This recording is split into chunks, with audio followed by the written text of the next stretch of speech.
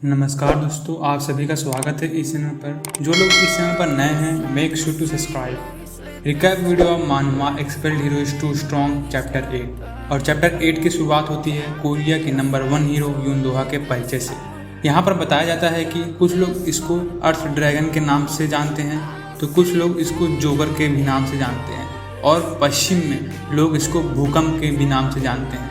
यहाँ पर यूनदोहा अपने आप का परिचय कराते बोलता है कि अगर लोग मुझे कमीना कहेंगे तो मुझे ज़्यादा पसंद आएगा। यहाँ पर अब विरोधकर्ताओं में हड़बड़ी मच जाती है। कोई बोलता है कि यह कमीना यूनदोहा यहाँ कहाँ से आ गया, तो कोई बोलता है कि साउथ कोरिया का नंबर 1 हीरो ऐसी जगह पर क्या कर रहा है। और यूनदोहा को देखकर हमारा मेन कैरेक्टर यूजिहान चौंक जाता है कि क्या इसको कोई काम धंधा नहीं है, हर जगह कहीं न कहीं से टपक पड़ता है। यहाँ पर यूनदोहा विरोधकर्ताओं से बोलता है कि तुम लोगों को यहाँ से जाने का समय हो गया है। यह बोलकर यूनदोहा अपने अर्थ स्पिरिट मूमू को बुलाता है। यहाँ पर यूजिहान यूनदोहा के अर्थ स्पिरिट को देखकर भौचक्का हो जाता है और सोचने लगता है कि यह क्या है, क्या यह वास्तव में एक स्पिरिट है। यहाँ पर यूनदोहा एक स्किल बाइंड का इस्तेमाल कर उन विरोधकर्ताओं के ऊपर हमला कर उन्हें हवा में लटका देता है। तो यह सब देख हवा में लटक रहे विरोधकर्ता बोलते हैं कि क्या तुम हम लोगों को इस बार नहीं छोड़ सकते? क्या एक नेशनल हीरो के लिए लोगों के साथ ऐसा करना अच्छा रहेगा? यूनदोहा के इस अटैक को देखकर गिल्ड मास्टर किम सी बोलती है कि वाह क्या बात है। और इसको देखकर यूजिहान फिर सोच में पड़ जाता है कि इसने इतनी आसानी से लोगों को बिना नुकसान पहुंचाए काबू में कर लिया। इसका स्पिरिट के ऊपर कितना कंट्रोल है, इसका तो कोई जवाब ही नहीं।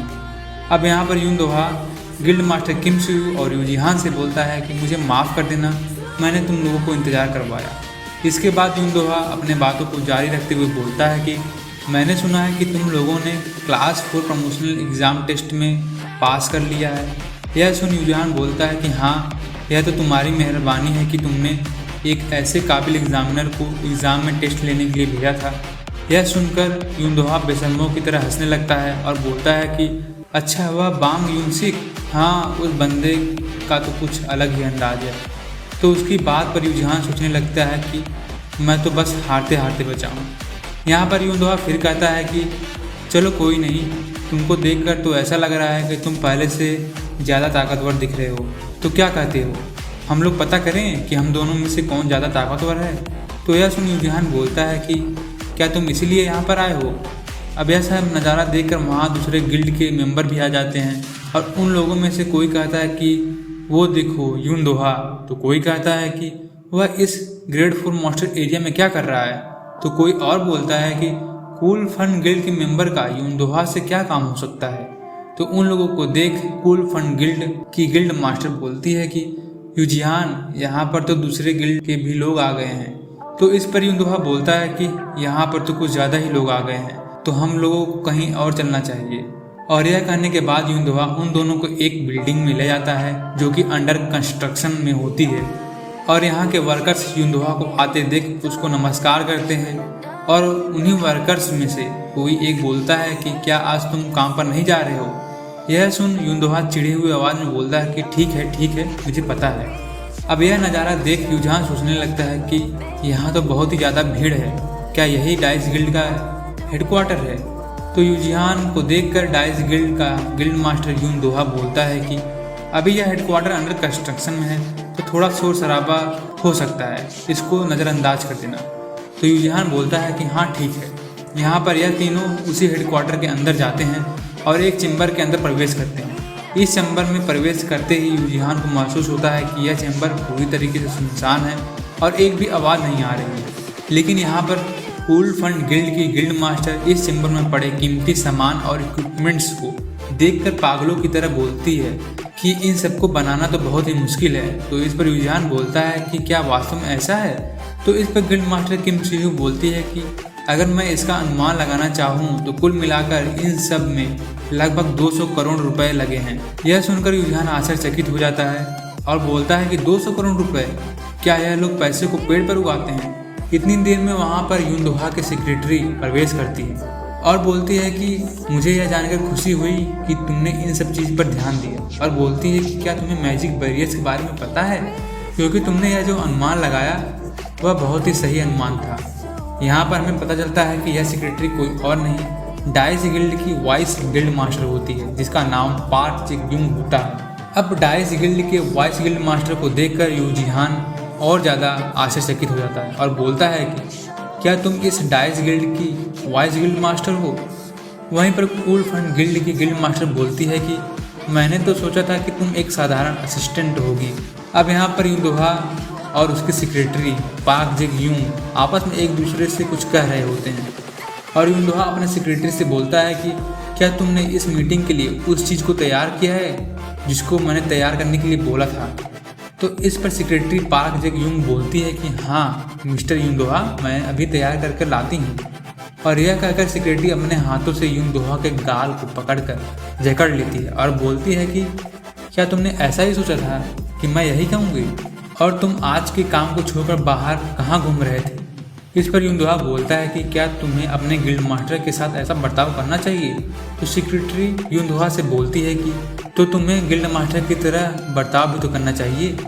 यह नज़ारा देखकर गिल्ड मास्टर किम सिहू और यूजिहान सोचने लगते हैं कि बाहर तो वैसे ही शोर था और अंदर भी कुछ खास अलग नहीं है।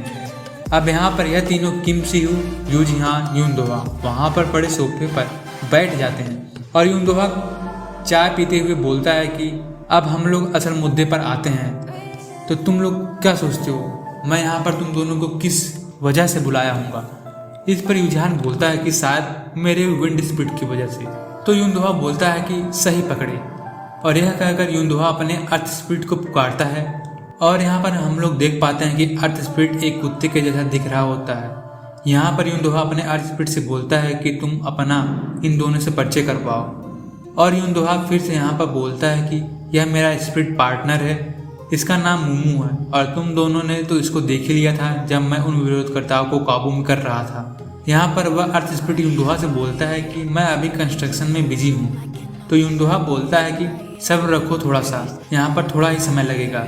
यहाँ पर यूनदोहा अपनी बातों को जारी रखते हुए बोलता है कि क्यों यूजिहान, तुम भी अपने विंड स्पिरिट को यहाँ पर पुकारो। तो इस पर यूजिहान बोलता है कि ठीक है और वह अपने विंड स्पिरिट को पुकारता है।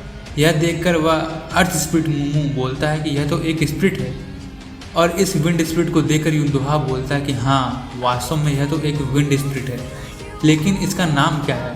तो यूजिहान बोलता है कि इसका नाम सिल्फ है। तो यूनदोहा बोलता है कि सिल्फ, ऐसा क्या? तो जो कारण है जिसकी वजह से मैं तुमको यहाँ पर बुलाया हूँ वह शायद यही विंड स्पिरिट सिल्फ है।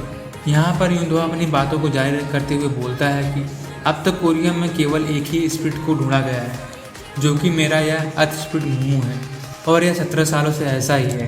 इन 17 सालों में केवल मैं ही अकेला एक स्पिरिट मास्टर हूँ और जहाँ तक मैंने तुम्हारे बारे में पता किया है मुझे नहीं लगता कि तुम्हारा इन स्पिरिट से कोई लेना देना था, सिवाय एक बात के कि तुमने जैसे ही कूल फंड गिल्ड में ज्वाइन किया तुम्हारे पास विंड स्पिरिट की पावर आ गई। लेकिन इसका तो कोई मतलब ही नहीं बनता कि तुमने एक नए गिल्ड में ज्वाइन किया और तुम्हारे पास स्पिरिट की पावर आ गई, तो तुमने एक विंड स्पिरिट से कॉन्ट्रैक्ट साइन करने में सफल कैसे रहे? तो इस पर यूजिहान यूनदोहा को बताने की कोशिश करता है, लेकिन गिल्ड मास्टर किम सिहू बोलती है कि इसको मुझे बताने दो और अपने बातों को जारी रखते हुए किम सिहू बोलती है कि सिल्फ का मालिक पहले से कोई और था। इस पर यूनदोहा बोलता है कि इसका क्या मतलब है कि इसके पास पहले से ही इसका कोई मालिक था। तो इस पर गिल्ड मास्टर किम सिहू जवाब देकर बोलती है कि मेरी माँ अरहनाज जो कि इस विंड स्पिरिट सिल्फ की मालिक रह चुकी हैं। यह सुनकर यूनदोहा बोलता है कि ऐसा क्या? मुझे तो विश्वास ही नहीं हो रहा कि तुमने अरहनाज के स्पिरिट के साथ कॉन्ट्रैक्ट साइन किया है और यह मैं ऐसा पहली बार सुन रहा हूँ, क्योंकि यह बहुत ही परेशान करने वाली बात है। इस पर यूनदोहा सोचने लगता है कि मैंने तो सोचा था कि अगर मालिक मर जाए तो स्पिरिट गायब हो जाती हैं, क्या मैं अभी तक स्पिरिट के बारे में अच्छे से नहीं जानता? यह सोच यूनदोहा बोलता है कि चलो कोई नहीं, मेरे सवालों का तो जवाब नहीं मिला, लेकिन अब असल मुद्दे की बात पर आते हैं। यह सुनकर गिल्ड मास्टर किम सिहू बोलती है कि अब कौन सा असल मुद्दा? तो इसका जवाब देते हुए यूनदोहा बोलता है कि वास्तव में असल मुद्दे के 2 हिस्से हैं। एक हिस्सा तो विंड स्पिरिट सिल्फ के बारे में था और दूसरा हिस्सा मैं तुम लोग को सीधे सीधे बता देता हूँ, जो कि मैं डाइस गिल्ड का गिल्ड मास्टर तुम्हारे कूल फन गिल्ड को खरीदना चाहता हूँ और मैं तुम्हारे कूल फन गिल्ड को खरीदने के लिए तुमको 200 करोड़ रुपए दूंगा। तो यह सुनकर गिल्ड मास्टर किम सीयू आश्चर्य हो जाती है और बोलती है कि क्या तुम मजाक तो नहीं कर रहे हो।